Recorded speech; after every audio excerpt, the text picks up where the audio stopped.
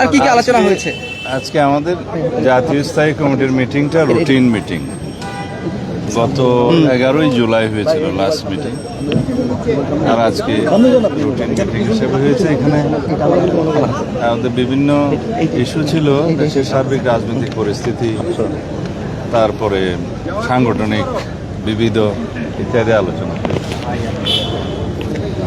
রাষ্ট্রপতি এখানে কি সুনির্দিষ্টভাবে কোনো কাজেদের একভাবে আলোচনায় আর কি ন্যস্ত করেছেন বা কি হয়েছে আর কি আলটিমেটলি?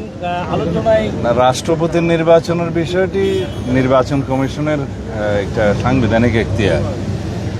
সাংবিধানিক এখতিয়ার হিসেবে দুইটা আছে, নির্বাচন কমিশনের একটা সংসদ নির্বাচন আর একটা রাষ্ট্রপতি নির্বাচন। রাষ্ট্রপতির পদ শূন্য হলে মাননীয় স্পিকার অস্থায়ীভাবে ভারপ্রাপ্ত রাষ্ট্রপতির দায়িত্ব পালন করছেন। আইন অনুসারে 90 দিনের মধ্যে এটা রাষ্ট্রপতি নির্বাচন অনুষ্ঠান করতে হবে।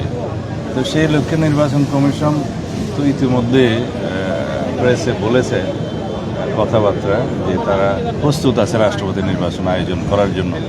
সেটা তারা তফসিল ঘোষণা করতে পারে।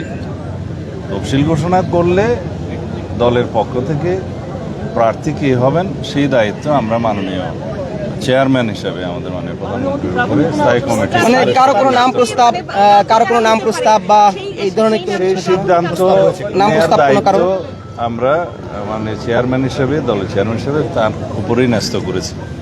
সেটা তিনি সিদ্ধান্ত মাননীয় প্রধানমন্ত্রী নেবেন দলের চেয়ারপারসন হিসেবে। মাননীয় মন্ত্রী আরেকটা বিষয় হচ্ছে সেপ্টেম্বরে তো এই যে মানে সংবিধান অনুযায়ী যেহেতু 90 দিনের মধ্যে এরা বিশেষ অধিবেশনের মাধ্যমে তো করা যায় রাষ্ট্রপতি নির্বাচন। এই বিশেষ অধিবেশন হওয়ার কোনো সম্ভাবনা আছে কিনা বা বিএনপি সেটা মনে করে কিনা বা এই ধরনের আলোচনা এখানে হয়েছে কিনা? নির্বাচন কমিশন তফসিল ঘোষণা করলে মনোনয়নপত্র বিক্রি হবে, জমা হবে, যাচাই বাছাই হবে। বাছাইয়ের পরে যদি সিঙ্গেল প্রার্থী হয় সেই ক্ষেত্রে আর নির্বাচন করতে হয় না। যদি একাধিক প্রার্থী হয় তাহলে জাতীয় সংসদের জন্য একটা বিশেষ অধিবেশন আহ্বান করার নিয়ম আছে।